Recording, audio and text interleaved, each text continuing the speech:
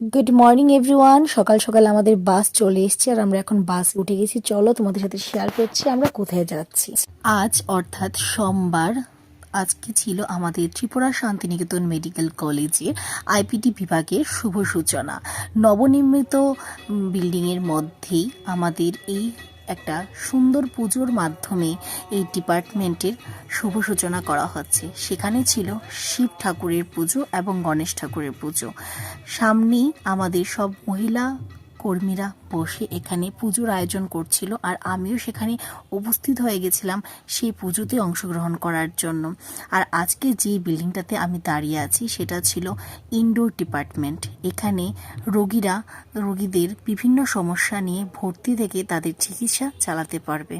এবং আপনারা দেখতেই পাচ্ছেন পরিষ্কার পরিচ্ছন্ন নিট অ্যান্ড ক্লিন একটা সুন্দর হসপিটাল আপনারা পেয়ে যাবেন আপনাদের সুস্বাস্থ্যের জন্য।